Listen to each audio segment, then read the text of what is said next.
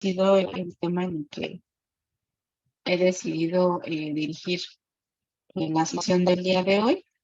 Y bueno, pues espero que pueda suscitar algún tipo de interés para quienes nos siguen en esta sesión. Bien, denme un momento, por favor, haré un último intento por ir presentando el material que preparé.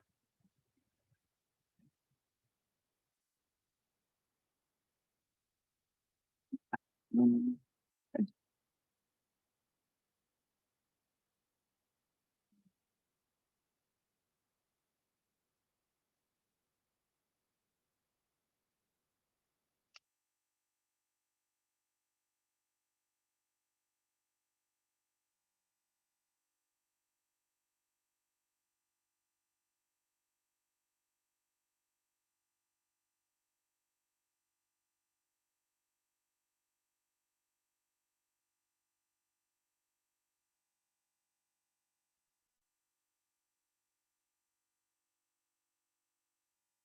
Bien, voy a apagar un momento mi video y mi audio para poder hacer.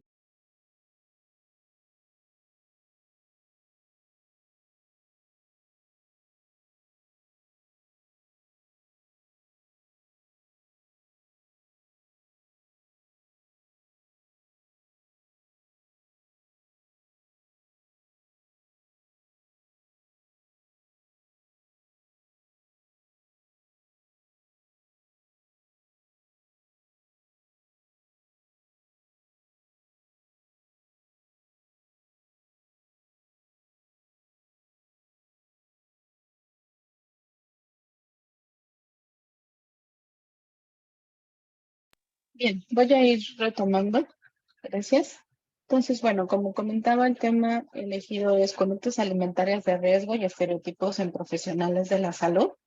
Además de lo que ya comentaba, algunos de los aspectos por los cuales este tema me ha parecido importante, bueno, pues tiene que ver justamente también con estudios que han indicado acerca del impacto que tiene los estereotipos, los estigmas y los prejuicios en la atención de la salud, así como en algunas conductas que, bueno, pueden generar discriminación para las personas usuarias de los servicios de atención, tanto médica como psicológica, y por supuesto también en otras áreas como la nutrición, también en otros ámbitos como la actividad física, el deporte y de manera general. Entonces, es un amplio rango de contextos y situaciones en los cuales la alimentación está presente, ¿no? En un país como el nuestro, en donde culturalmente la comida juega un papel muy importante y en donde también, como pues hemos podido darnos cuenta, se ha hablado bastante acerca de que nos encontramos en contextos que pueden considerarse como obesogénicos debido a principalmente la alta oferta que tenemos de productos que pueden impactar en nuestra salud de manera negativa y que pueden, al ser altos en carbohidratos, en grasas y no necesariamente balanceados o bien pensados para contribuir a una dieta que tenga mayores beneficios para las personas, pues eso también nos pone en riesgo de desarrollar algunas conductas que se vuelven de riesgo para nuestra salud, pero también se ha visto que un factor importante son los comportamientos que los profesionales podemos llegar a presentar. Bien, vamos a pasar a la siguiente, por favor. En este sentido, bueno, iniciaremos un poco comentando pues qué es la alimentación y bueno, la vamos a identificar como la ingestión de alimento por parte de un organismo que tiene como propósito satisfacer necesidades alimenticias, obtener nutrientes y desarrollarse. Este aspecto es muy importante porque nos permite identificar cuál es el objetivo, ¿no? Cuál es el propósito de nuestras ingestas alimentarias. Se dice que en la naturaleza el ser humano, bueno, es el único que puede llegar a restringirse como una manera de evitar el aumento del peso o modificar la imagen corporal, ¿no? O la forma del cuerpo. En la naturaleza, de manera habitual, bueno, pues otros mamíferos podrían a lo mejor pasar por periodos de restricción de los alimentos, pero por falta de estos. no necesariamente porque opere otros elementos como la cultura, el entorno o algunas presiones de tipo social. Me gusta además iniciar con esta definición principalmente porque como vemos en ella no cabe el hecho de que el alimento sea un aspecto que contribuya o que tenga como propósito la regulación de las emociones. Sin embargo, muchos de los elementos que nosotros podemos ver en el entorno, en la cultura o por medio de algunos otros estereotipos que pueden provenir pues a lo mejor incluso de otros contextos o bien de ciertas demandas respecto a estereotipos o ideales de belleza.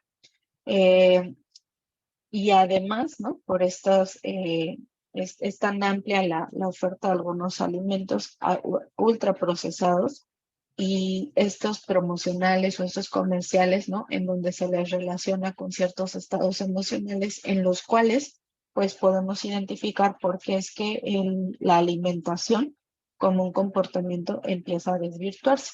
Pero de manera inicial su propósito es ayudarnos a satisfacer las demandas o las necesidades alimenticias que tengan que ver con la edad, la actividad física, ¿no? A lo mejor algunas otras condiciones como un deporte, una actividad física o alguna otra condición, ¿no? El nivel de desarrollo o particularidades que como sujetos, por supuesto que podemos llegar a presentar. Bien, posterior a esto, como vamos a ver en la siguiente diapositiva, pues también está la parte de la cultura. Nosotros somos seres que estamos en una interrelación, no solamente respecto al hecho a lo mejor de si nos encontramos en el territorio mexicano, pues de ser mexicanos, si estamos en un estado en particular de la República, pues lo que tenga que ver con eso, sino que además estamos inmersos dentro de muchos otros contextos que a su vez también pues van ejerciendo cierta influencia y además estamos en interrelación de diferentes aspectos culturales, ¿no? Que en este caso han sido definidos, bueno, pues como un conjunto de manifestaciones que se van a expresar en la vida de un pueblo o también nosotros podríamos identificarlos como aquellos aspectos o manifestaciones de la cultura en la que nosotros tal vez de manera inicial nos hemos ido desarrollando, pero también de algunas otras decisiones o cambios en nuestro comportamiento alimentario o en nuestras decisiones que nosotros a lo largo de la vida también vamos modificando, sean también propias estas de nuestra etapa de desarrollo, de nuestras necesidades respecto a los aportes nutrimentales, pero también algunas veces pueden estar influenciadas por un contexto sociocultural mucho más amplio, ¿sí? El cual, bueno, puede tener algunos beneficios, sí, para la calidad de vida, la salud, ¿no? De una forma integral, pero que también en algunas ocasiones, al contrario, pueden influir de una manera más bien un tanto peligrosa o incluso negativa, ¿sí? Entonces, bueno, esto nos lleva a la siguiente información, que solamente como para ponerla en contexto, ¿no? No es que sea nueva respecto a la situación actual de algunos de los principales trastornos de la conducta alimentaria que incluso, ¿no? Siguen también en estudio y de los cuales también se van identificando otras nuevas conductas que también pues van sirviendo también respecto a, por ejemplo, otros contextos, otras influencias, ¿no? La manera en la que las personas nos relacionamos también, la posibilidad tal vez de que sean otros elementos los que vayan ejerciendo presión social acerca de los ideales o los estereotipos de belleza. Y bueno, en este sentido, pues era necesario hablar de tres de los principales trastornos de la conducta alimentaria: la anorexia, la bulimia y el trastorno por atracón. Estos, como se sabe, afectan principalmente a las mujeres en la etapa de la adolescencia y la adultez joven, pero cada vez es mucho más las cifras de niños y niñas en etapa escolar que empiezan a verse también afectados respecto a estas exigencias, ¿no? Que tienen que ver con el peso. Y que también dentro, no lo comenté hacia el inicio, pero además de estas creencias, de sus prejuicios y estos estereotipos, ¿no? Estos estigmas que pueden existir respecto a la alimentación. Y bueno, en el caso de la obesidad es en particular todo un tema, ¿no? Para el cual también podríamos incluso dedicar horas para hablar de ello, pero que pueden conllevar a la discriminación de las personas. Y esto también es algo que se ha identificado que ocurre en el ámbito de la atención a la salud de cualquier área, tanto física como psicológica y de algunos otros aspectos. Entonces, en el caso de la anorexia y la bulimia, sí, como decíamos, es cierto, afecta principalmente a las mujeres, pero cada vez es mayor también la información acerca de la manera en la que puede afectar a los varones y también la información acerca de la investigación que requiere realizarse con otros grupos poblacionales como la comunidad LGBTQ+, en donde también, ¿no? Por supuesto, se presentan y se presentan con ciertas particularidades, ¿no? Respecto a los ideales, ¿no? Que tanto para hombres como para mujeres, como para población diversa podrían estar ahí imperando. Las edades han, como decía, han ido bajando, ¿no? Cada vez eso también es importante que vaya generando las alarmas acerca de la necesidad de preguntar acerca de los hábitos de alimentación, que en gran medida es uno de los mensajes que a mí me interesa dejar con esta plática, acerca de la necesidad de no obviar, ¿no? Tal vez por la imagen corporal o por la información que el consultante nos pueda ofrecer, nosotros descartar la posibilidad de saber un poco más de esa información que tal vez podría estarnos hablando de una conducta alimentaria de riesgo o bien de un trastorno de conducta alimentaria que en algunas ocasiones podría tener ya un tiempo instalado. Entonces, se sabe particularmente de la anorexia nerviosa que puede iniciar a temprana edad, entre los 13 y 14. Para el caso de la bulimia nerviosa, esta pasa principalmente entre la adolescencia tardía y también se identifica en la adultez temprana. Son pocos los casos, pero no podríamos negar que también puede haber algunos casos de hombres y mujeres que puedan debutar, ¿no? Con algún trastorno de la conducta alimentaria en la etapa adulta, pero que sin duda se ha dicho son los menos. La adolescencia es una etapa de un riesgo importante. Generalmente se ha considerado durante mucho tiempo que no es exclusivo de mujeres, pero que la prevalencia puede ser mucho más alta en el grupo de las mujeres. Y si bien es cierto, ¿no?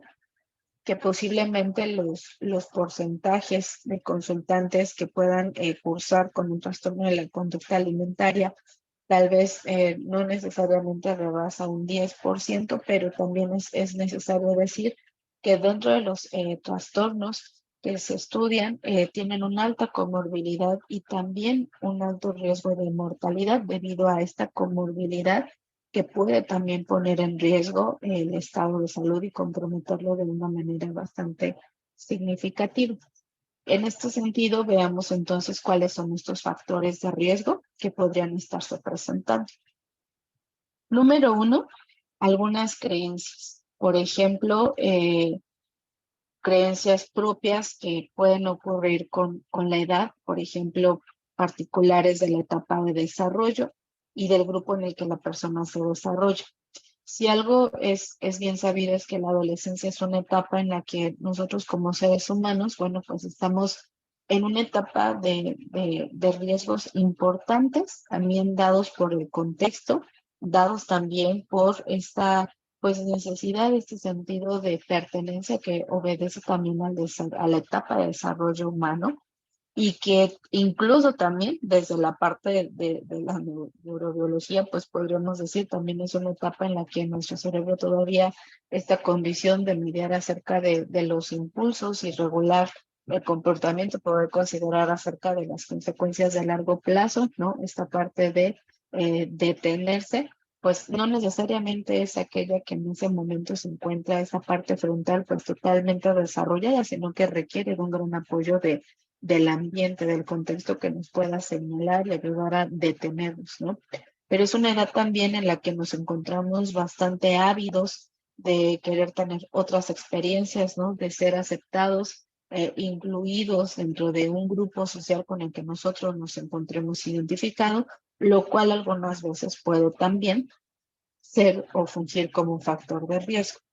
Esto conlleva pues la influencia de lo social. Veamos pues, ¿no? Incluso preguntémonos, independiente de la edad que nosotros tengamos, cuáles eran, a lo mejor en el tiempo en el que nosotros nos encontrábamos en esta etapa de desarrollo, cuáles eran esos ideales a lo mejor de belleza, cuáles eran esos grupos a los que sociales que en ese momento se encontraban, a los que uno podría querer pertenecer. Y también, por ejemplo, ¿no? Cómo actualmente también esto se ha ido modificando. ¿Cuáles son ahora estas influencias sociales que los y las jóvenes de este momento, les jóvenes de este momento, podrían impactar de alguna manera y ponerles en un riesgo? Anteriormente solamente nos referíamos, ¿no? A los medios de comunicación y bueno, ahora esto se ha visto también rebasado con las redes sociales y una gran cantidad de información que no todas las veces puede a lo mejor ser revisada y consensuada de tal manera que la información que esté ahí obedezca a aspectos que sean reales y que sean verificados previamente y que llegan justamente, ¿no? A generar una influencia, una presión social acerca de obedecer justamente a los estereotipos de belleza que ahí la mayoría de las ocasiones a lo largo del tiempo pues obedecen más a ideales de delgadez, ¿no? Y que dejan de considerar los aspectos genéticos, biológicos, la propia historia de desarrollo y elementos que pueden no necesariamente ser modificables, ¿sí? Entonces, en ese sentido, veamos cuáles pueden ser algunas de las conductas de riesgo, que será importante que nosotros también, yo lo digo desde el ámbito de la consulta de la atención psicológica, ¿no? Pasemos a la siguiente diapositiva, podríamos encontrar como conductas de riesgo. En mi experiencia esto ha sido, la verdad que muy interesante, me ha permitido aprender bastante porque también es cierto que y esto no solamente en la literatura, sino que en mi experiencia nunca he tenido a un consultante que de manera particular solicite la atención porque padece un trastorno de la conducta alimentaria o bien porque logra identificar que puede estar cursando con conductas que son de riesgo para la salud y que se encuentran en el ámbito de la alimentación. Y la literatura refiere exactamente lo mismo. Es el paciente o la consultante o el consultante con trastorno de la conducta alimentaria, no es precisamente el consultante que va a solicitar la atención. Puede ser un consultante, sin intentar generalizar, pero puede ser un consultante que por el contrario, ¿no? Es más bien referido por algún otro especialista, médico, tal vez algún otro profesional, fue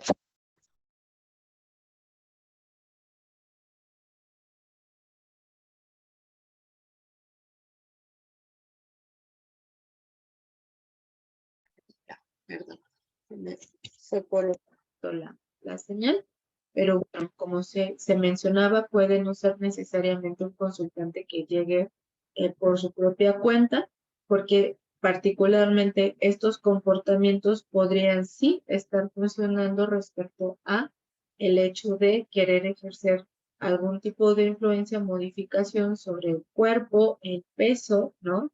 Y la imagen corporal. Entonces, esto en alguna medida también puede llegar a ser un reto, no sé si necesariamente un obstáculo, pero sí un reto para el profesional de la salud respecto a, primero, sensibilizar, ¿no?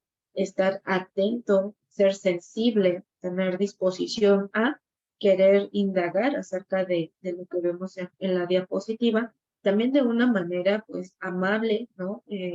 Con interés Y señalo estos aspectos acerca de con interés, con disposición, con amabilidad, con respeto, porque algo que puede ocurrir y que posiblemente no sea la mejor manera de poder generar una sensibilización y una invitación a identificar que estos comportamientos de sostenerse a lo largo del tiempo, más bien lo que van a generar serán impactos importantes al estado de salud, porque si nosotros nos ponemos en una situación de juzgar, de regañar, de criticar y cuestionar de una manera como posiblemente en otros entornos ha ocurrido, no sería extraño entonces que tal vez esa es la última vez que nosotros pudimos atender o trabajar con este consultante y además posiblemente perdemos la oportunidad de incidir de una manera pues positiva, responsable acerca de poder mostrar, ¿no? Acerca del impacto que esto ha tenido y posiblemente la forma también en la que se ha ido limitando las actividades en las que participa y con ello la calidad de vida, ¿sí? Entonces, eh, no sé, no quiero obviar acerca de si para los demás, ¿no? Quienes nos están escuchando o verán esta sesión en otro momento, pudiera parecer a lo mejor evidente acerca de preguntar sobre si una persona realiza una dieta restrictiva. La palabra dieta parece una palabra bastante común, ¿no? Y puede estar en la mayoría de las ocasiones asociadas a una serie de alimentos que podrían estar elegidos, seleccionados, orientados tal vez por un profesional de la nutrición, pero que no siempre es así. Algunas ocasiones las personas pueden acceder a información respecto a planes de alimentación que tal vez no han sido considerados con sus propias características y necesidades nutricionales. Y entonces, a lo que voy es que a veces estos elementos sobre utilizar el ejercicio como una forma de compensar una ingesta alimentaria, hacer ejercicio no como parte de un hábito, como parte de un estilo de vida, de una condición, de un interés o de un área importante, sino más bien el ejercicio como un medio para poder compensar un tanto, ¿no? Como si hiciéramos sumas, ¿no? Cálculos todo el tiempo en la que estamos respaldando cuánto alimento ingerimos, entonces de esa magnitud del ejercicio y no más bien el ejercicio como un elemento que aporta a la vida. Entonces, algunas ocasiones necesitamos hacer estas preguntas, ¿no? Indagando acerca en las entrevistas iniciales, ¿no? Preguntando acerca de cómo es la alimentación, no dar por hecho acerca de a lo mejor si la persona nos dice, bueno, pues que hace 2 comidas o 3 comidas, seguramente es muy poco probable que tal vez sean como uno las hace o que necesariamente obedezcan también a un patrón. Entonces era importante. Recuerdo mucho una pregunta durante un entrenamiento en donde decía, bueno, si yo fuera una mosca y estuviera volando en tu casa a la hora de la comida, ¿qué observaría? O qué observaría a ti en un tiempo de comer, ¿no? Entonces, esto nos puede permitir saber cuánto es la cantidad, qué tipo de alimentos son los que se eligen, por qué estos y no otros, si la persona realiza ayunos, si estos ayunos obedecen a un aspecto cultural, religioso, social o bien son autoimpuestos. Y si son autoimpuestos, eh, ¿qué situaciones los detonan o los promueven? Respecto al tipo de ejercicio, desde cuándo, qué motivos hacen que se realice y demás. El uso de diuréticos, ¿no? Recordar que estos no necesariamente van a ser prescritos, que las personas pueden comprarlos sin recetas, incluso preguntar si se utilizan y todos estos elementos desde hace cuánto tiempo es que se realizan. El uso de laxantes, el provocarse el vómito, ¿no? Ocurre siempre, ocurre bajo qué condiciones. Y aquí, por ejemplo, estos conductas de riesgo y algo que también afortunadamente comienza también a generar más investigación y mayor difusión es que no nos dejemos ir o no nos quedemos con la idea acerca de que las personas con un cuerpo grande, no necesariamente, o sea, con un cuerpo grande, no necesariamente cursan con conductas alimentarias de riesgo. No obviar que si las personas nos parecen, ¿no? Si nuestra percepción es que tal vez son personas que tienen un cuerpo grande, entonces únicamente a lo mejor la persona podría estar cursando con obesidad y sobrepeso y nada más, ¿no? Y no necesariamente es así. Cada vez se sabe más que hay personas que pueden estar en un cuerpo grande, que pueden tener un cuerpo grande por diferentes condiciones y que debido a todos estos estereotipos, a estos prejuicios, a estos comentarios insensibles, a estas críticas y a esta influencia que pueden también tener otras personas o influencers, eh, reciben ellos constantemente y que pueden estar haciendo estos comportamientos como de restringirse eh, y demás, ¿sí? Entonces, en mi experiencia, lo que sí puedo decir que algunas ocasiones me he encontrado, pues es el hecho de tal vez iniciar un proceso terapéutico que por motivos en los que para nada parecería, pues, que tal vez en algún momento estaríamos hablando de la posibilidad de que la persona en ese momento presente estos comportamientos, o bien que en otro momento fue diagnosticada que incluso llevó algún tratamiento, ¿no? Específico que pudo haberlo incluso concluido, pero que también es posible que a lo largo del tiempo no necesariamente esto se hubiese terminado, ¿no? Sino que tal vez los comportamientos que ahora vemos podrían seguir siendo una forma mucho más atenuada, pero de estos tres elementos. Una restricción alimentaria, una forma de compensarlos, ya sea con el ejercicio o con algunos de los otros que están acá, y un miedo intenso a engordar o a que la imagen corporal, la figura se modifique. Entonces, son tres aspectos que es importante que nosotros tengamos presente. Por lo tanto, podemos pasar a la siguiente diapositiva e identificar cuáles pueden llegar a ser algunas señales de alarma. Más adelante vamos a ver, hay un cuestionario de conductas alimentarias de riesgo que en su momento la doctora Claudia Miquel Santos, investigadora del Instituto Nacional de Psiquiatría, ella junto con su equipo, ¿no? Han publicado y que también nos pueden ayudar a orientarnos. Exclusivamente habla de estas conductas de riesgo sobre las cuales, bueno, valdría la pena prestar atención. Acerca de si la persona ha tomado diuréticos o laxantes, si han estado recetados o, por el contrario, estuvieron recetados en algún periodo de la vida y además, a lo mejor la persona los continúa consumiendo y además la prescripción la modifica, ¿sí?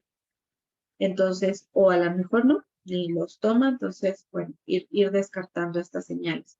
Otros elementos acerca de si la persona se restringe, ¿no? Como ahí tratar de desglosar a veces también. Si la restricción, por restricción estaríamos diciendo que tal vez la persona de manera propositiva está limitando, negando, prohibiendo, ¿no? Asimismo, la ingesta de ciertos alimentos que incluso será importante verificar, pues que a lo mejor sean de un importante aporte nutricional. Hay algunos considerados como regímenes de alimentación que pueden estar de una manera importante, tal vez carentes de ciertos grupos nutricionales que son importantes y será necesario que nosotros preguntemos, ¿no? Como en una dieta a lo mejor totalmente vegetariana, una dieta tal vez a base exclusivamente de pescado y vegetales o cualquier otro, pues nosotros saber, ¿no? Si ha sido elegido, si ha sido autoimpuesto y si además cuenta con la supervisión de un profesional de la nutrición, profesional médico, que pueda ayudar a lo mejor a complementar este plan, ¿no?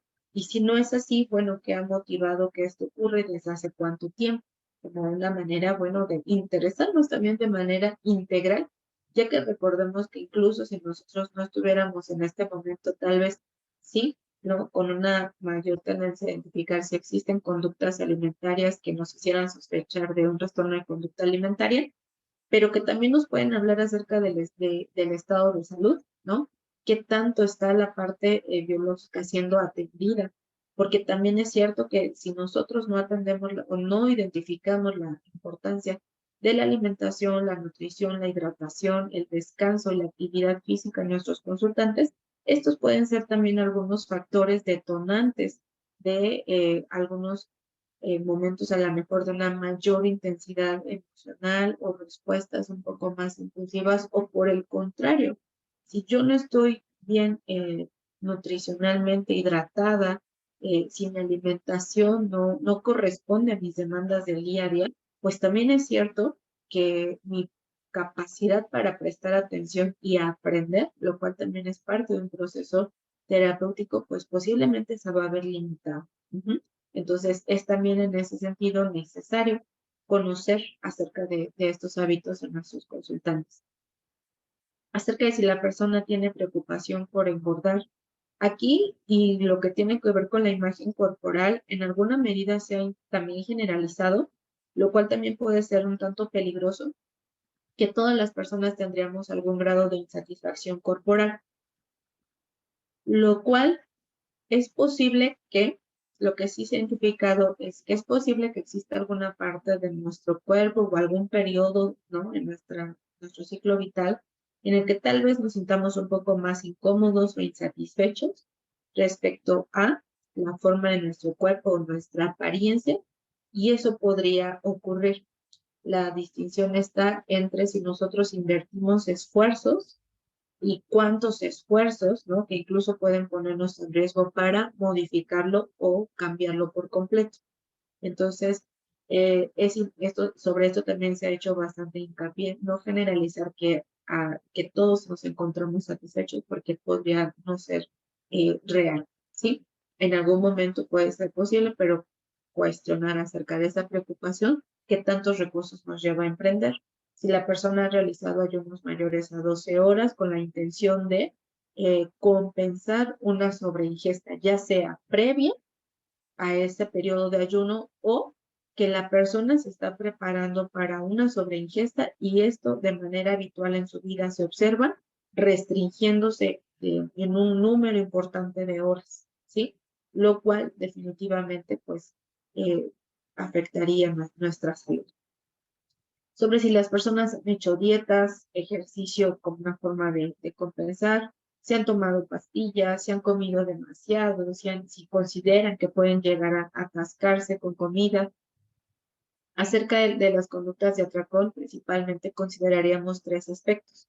Número uno, que la persona pueda identificar si tal vez ingiere más alimento que el que dos personas en la misma condición social en un periodo no mayor a 2 horas y con una sensación de perder el control, podrían estar presentando en esos periodos. Acerca de una sobreingesta o en alguna medida un atascón de comida, también de manera cultural es cierto, ¿no? Que algunas veces las fiestas decembrinas o el asistir a buffets son situaciones sociales en las que las personas, sin que esto necesariamente se repita de manera constante, pero que la ocurrencia de estos aspectos, bueno, no necesariamente no son deseables, es lo que sí es importante es que no ocurran con una gran frecuencia, pero que de manera ocasional en nuestra vida, bueno, obedecen a estos aspectos que pueden ser conocidos por nosotros, pero que su frecuencia sí podrían estar, sería importante que nosotros los cuidáramos, ¿sí? Por otro lado, pasemos entonces a verificar otras señales de alarma. Un sentimiento de control y halagos, ¿no? En nuestra siguiente diapositiva lo vamos a ver. Esto es algo que puede sostener estos comportamientos de riesgo. Cuando las personas pueden empezar a recibir halagos por la pérdida de peso, pero tal vez el contexto, pues lo que no sabe es que ha sido a lo mejor a causa de estas conductas o bien debido a una enfermedad. En la siguiente diapositiva, por favor, no sé si a lo mejor ya pasó y yo no he visto el avance, si me apoyan con esto.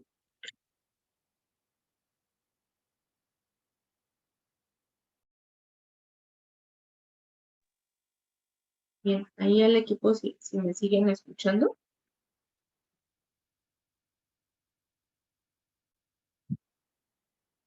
Ah, perfecto. Entonces, si me apoyan, porfis, con la siguiente diapositiva. Sí, Muchas acá gracias.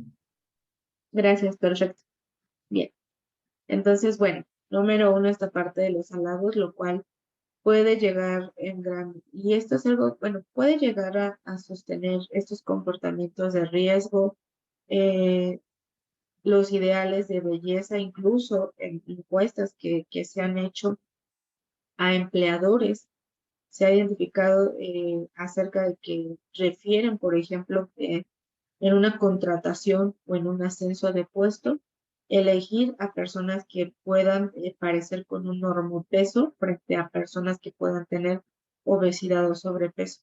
Entonces, desafortunadamente, estos ideales de delgadez o de belleza son muy reforzados en el ámbito no solamente social o cultural, sino también en el ámbito laboral pueden generar desventajas. Entonces, estos halagos podrían contribuir a sostener esto. Por ejemplo, otras frases o descripciones que las personas pueden hacer y que sería necesario darles atención es cuando asignan o consideran que su valor está en la forma en la que ellos se ven, ¿no? En su capacidad para hacer el ejercicio, lo cual puede incluir también en situaciones en las que tal vez lo que el cuerpo requeriría sería descansar. Me he encontrado también a lo mejor en donde se antepone justamente el ejercicio por el valor que se le da y no como un valor o un área importante de la vida y que se le otorga este valor pese a que la forma o el momento en el que se está practicando ya no está aportando a la salud ni a la calidad de vida, sino más bien la está impactando. Entonces, esto de rebasar los límites saludables, el hecho de siempre estar haciendo ejercicio, el dejar de ser agradable, las personas comienzan a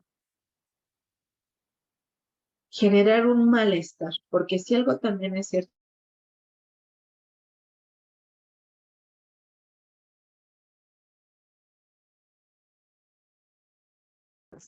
si nosotros tenemos un objetivo que empata y que impacta también a diferentes áreas de nuestra vida, pues esto puede contribuir a que continuemos adelante con ello.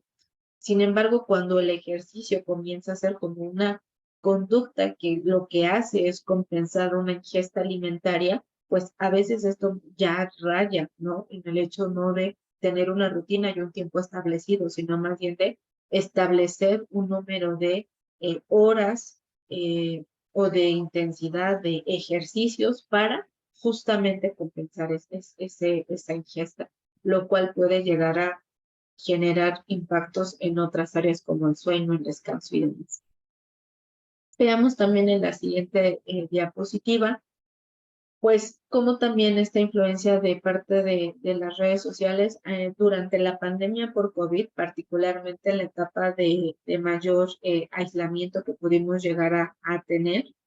Si algo se identificó también con esto, lo que se le llamaba lo que podría ser la segunda pandemia, que era lo que vendría después de la atención más aguda al COVID, fue la necesidad de atender aspectos de la salud mental que se habían dejado de atender debido a la necesidad de atención en COVID, pero que también habían incrementado debido justamente a la sobreexposición que se había tenido debido al confinamiento de las redes sociales y al impacto que también tenía la comparación y la exigencia acerca de estos ideales de delgadez y que por supuesto dejaban de lado el entender el contexto, ¿no? Las condiciones sociales, sanitarias que estábamos viviendo, en donde estos esfuerzos o estas rutinas del día a día, ¿no? Gasto energético que tal vez ahora que ya salimos del confinamiento y que tenemos otras condiciones, bueno, pues podemos darnos cuenta, ¿no? Cómo también eso influye en nuestra alimentación, nuestros hábitos, pero que durante el tiempo del confinamiento, bueno, pues no era extraño que podríamos haber ganado un poco de peso, modificado nuestros hábitos respecto al hecho de estar en casa, para quienes fue posible incluso realizar actividades laborales y tal vez solamente pasar de la habitación al lugar de trabajo, y si la habitación era el lugar de trabajo, bueno, pues tal vez solo a la cocina, al comedor, al sanitario, hacer otras actividades, pero que limitaban por mucho el gasto energético, ¿no? Entonces, bueno, se identificó que también durante la pandemia por COVID, en ese periodo tan agudo, hubo un incremento importante de nuevos casos de algunas conductas de riesgo o casos de trastornos de conducta alimentaria que también ha sido necesario abordar. Em, Elementos que se han identificado como aquellos en donde las intervenciones van a requerir de una mayor condición a lo largo del tiempo, y por supuesto también de la participación de otros profesionales de la salud, tiene que ver cuando está presente la autocrítica severa. De acuerdo con Facebook, ¿no?, que es uno de los que propone un modelo transdiagnóstico para el abordaje de los trastornos de la conducta alimentaria, incluso dentro de lo que él considera el núcleo patológico se encuentra justamente la autocrítica severa, la baja autoestima constante, ¿sí? Así como el afecto negativo, ansiedad o depresión, como elementos que pueden generar, ¿no?, la necesidad de intervenciones mucho más larga, porque el componente cognitivo puede estar ahí generando un impacto importante, ¿sí?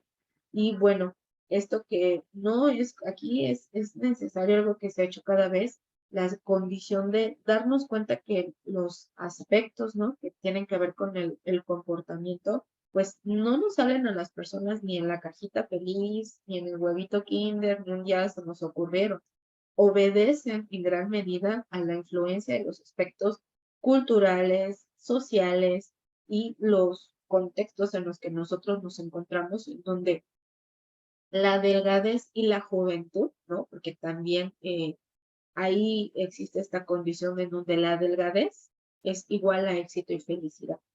Sin embargo, también ahora que tenemos estos aspectos como de eh, body positive o movimiento de imagen corporal positiva, pues también ha habido personas que se han dedicado dentro de este ámbito del modelaje y otros ámbitos a desmitificar, ¿no?, todo esto del Photoshop, todos estos aspectos que han costado la vida a otras personas, ¿no?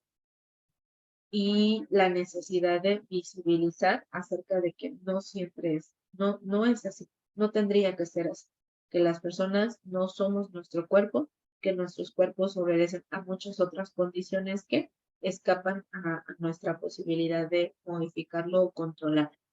En nuestra siguiente diapositiva vamos a ver algo que se ha identificado como el ciclo de riesgo, en donde, bueno, existe un alto consumo de calorías para mejorar el estado de ánimo, lo que decíamos, ¿no? El alimento no tiene esa función, nosotros se la hemos otorgado. Entonces, cuando existe un alto consumo de calorías para mejorar el afecto, también viene este aumento de peso, lo cual genera una insatisfacción con la imagen corporal, a su vez puede llevar a la restricción calórica, y luego aquí también van a operar en medio aspectos pues de nuestra neurobiología, de la respuesta de nuestro cuerpo ante estos aspectos de la restricción calórica. Bueno, pues después viene un periodo en donde el cuerpo dice, pues yo no puedo seguir así, yo necesito más, lo cual nuevamente genera el afecto negativo, y esto podría ponernos en riesgo de desarrollar otras conductas importantes. Pasemos en la siguiente diapositiva, ya en esta parte casi final. Eh, Algo lo que yo creo que es importante en la entrevista iniciar, darle un poquito el giro a lo tradicional, ¿no? Yo, si algo he aprendido mucho desde la formación de las terapias contextuales es quitarme eso en automático de preguntar cuál es el motivo de consulta, sino iniciar preguntando, hablando de mí, de la manera en la que creo que podemos llevar a cabo el proceso, dando información, confianza, generando este ambiente, rapport, pero sobre todo preguntar aspectos que me permitan conocer a la persona, conocer cómo son sus relaciones, cuáles son sus vínculos, sus fuentes de apoyo, sus intereses, y de ahí irme pasando a aspectos que tienen que ver con los hábitos, si practica algún deporte, alguna actividad física, desde cuándo, por qué, sus horarios de sueño, la cantidad, ¿no? A qué responde, no establecerlo con ideales, sino respecto a la persona, bueno, qué hace que sea de esa manera, las comidas, cómo son, cómo las elige, qué alimentos la compone, esto que yo decía, ¿no? Si yo tuviera un video, si yo fuera una mosca que observo cuando tú estás en el tiempo de comida, ¿qué podría ver? Por ejemplo, en la siguiente vemos algunas preguntas que sugiero no obviar. En la siguiente diapositiva, por ejemplo, preguntar si la familia juzga, critica o comenta acerca de la forma del cuerpo, si durante la escuela hubo algún tipo de violencia o acoso respecto al cuerpo, si se ha sentido a disgusto con la forma de su cuerpo.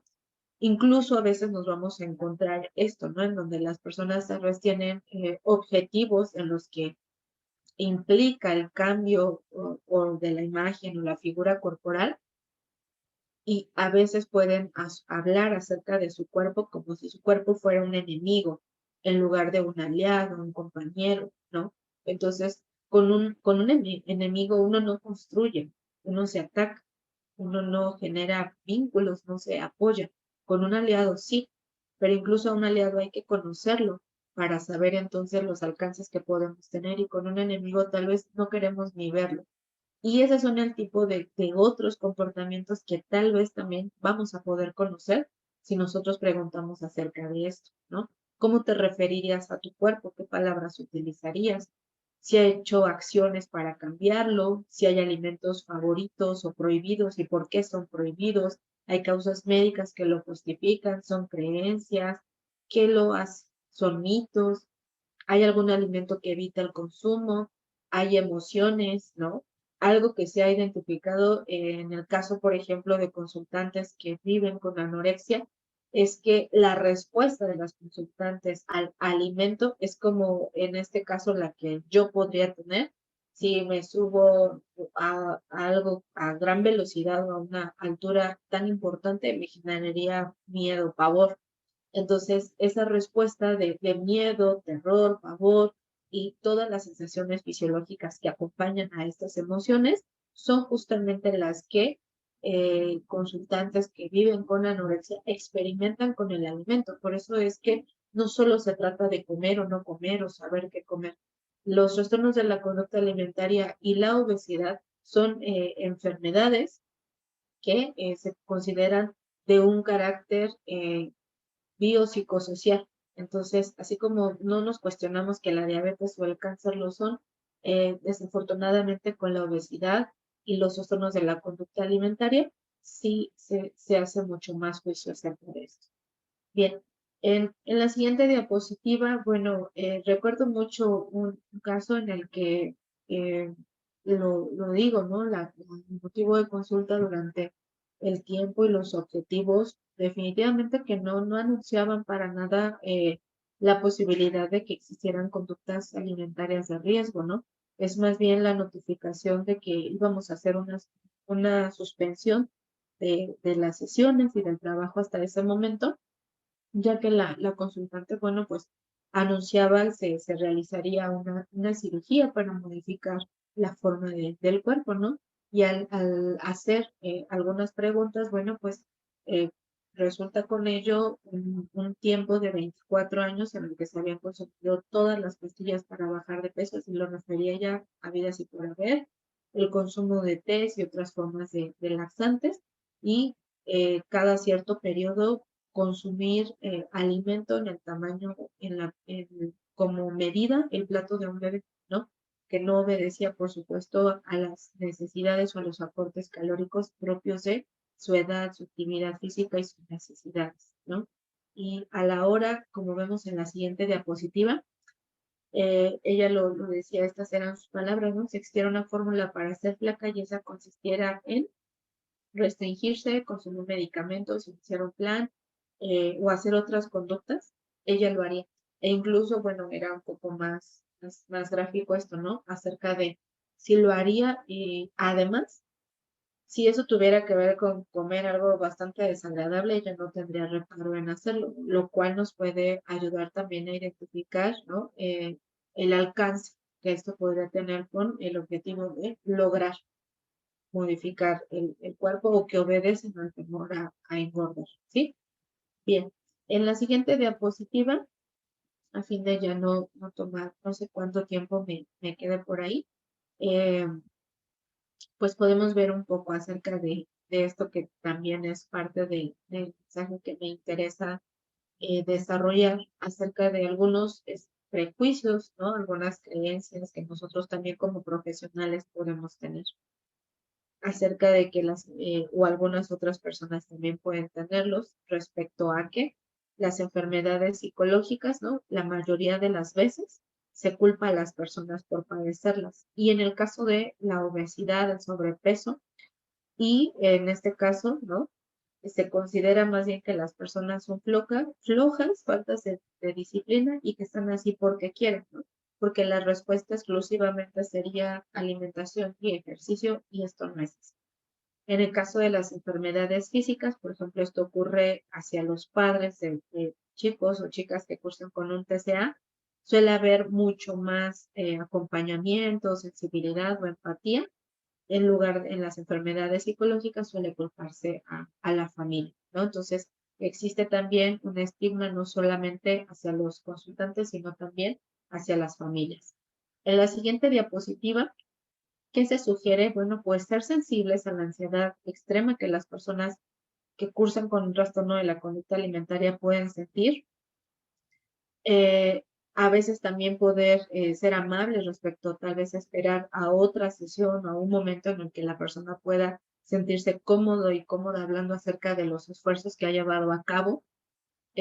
Saber que no solamente se va a cruzar con el TCA, que es muy posible que existan también comorbilidad con otras condiciones y que puede haber consecuencias también físicas como diabetes, aquí, perdón, era diabetes tipo 2, y que puede haber también un riesgo elevado para presentar otro tipo de complicaciones físicas y que esto requiere, por supuesto, un acompañamiento por un equipo mucho más amplio. En nuestra siguiente diapositiva, bueno, pongo ahí justamente el cuestionario de conductas alimentarias de riesgo, que puede ser de autoaplicación, es breve, es bastante completo y nos permite, bueno, pues indagar en caso de que nosotros tengamos algún tipo de sospecha mucho más amplia y que nos permita dar una atención lo más oportuna posible. Pasamos a nuestras últimas diapositivas. Cuando digo esto, ¿no? Más allá del motivo de consulta, preguntar sobre el autocuidado, ¿no? Cómo lo lleva a cabo, si lo lleva a cabo, redes de apoyo, actividades de tiempo libre, cómo le ha ido con otros, pasemos a la siguiente diapositiva, por favor, cómo le ha ido en otros tratamientos, ¿no? Si incluso, ¿no? Si tiene que ver con, si estamos en esta parte de preguntar acerca de la alimentación, cómo le ha ido en ese sentido, si ha sido constante, si no lo ha sido y por qué podría ayudar a que este proceso fuera diferente. Y bueno, yo terminaría con esta diapositiva que es de la doctora Verónica Vázquez Velázquez. Ella es investigadora del Instituto Nacional de Nutrición. Salvador Subirán, en el punto 1 a 5, ella nos ofrece estos elementos que pueden ser necesarios para el abordaje de los aspectos que tienen que ver con el cuerpo, el peso y la forma del cuerpo. Revisar nuestros propios prejuicios y actitudes, ya que los estigmas, los prejuicios y los estereotipos de los profesionales de la salud sí afectan en los tratamientos. Buscar y brindar educación, reconocer en este caso la obesidad como una enfermedad,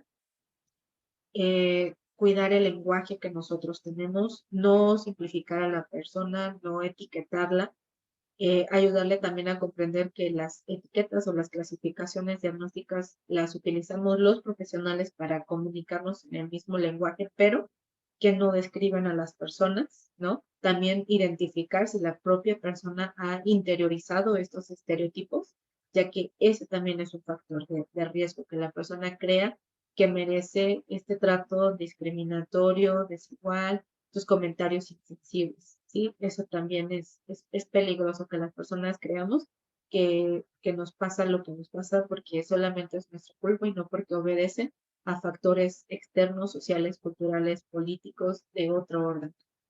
Y dignificar el cuerpo de las personas, ayudar también a comprender que nuestros cuerpos hablan de las historias de vida y de desarrollo que nosotros hemos tenido, de procesos biológicos que tal vez también han ocurrido y que hay otros elementos como nuestra genética, como las cualidades de nuestro cuerpo, que algunas de ellas no vamos a modificar, ¿no? Pero que también podemos aprender a conocerlas y que tal vez esos cambios que hagamos obedezcan pues en favor de mejorar nuestra calidad de vida y nuestra capacidad para relacionarnos con nuestro cuerpo.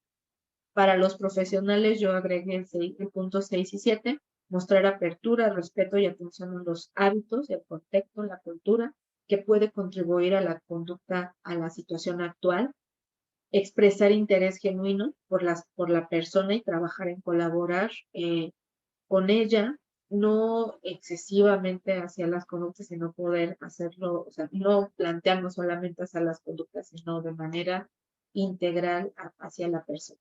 Entonces, de mi parte sería todo. Muchas gracias. Muchas gracias, Enriqueta. Qué tema tan interesante y tan difícil, ¿no? Sobre todo por su carácter silencioso. Gracias por regalarnos esta hora de tu tiempo.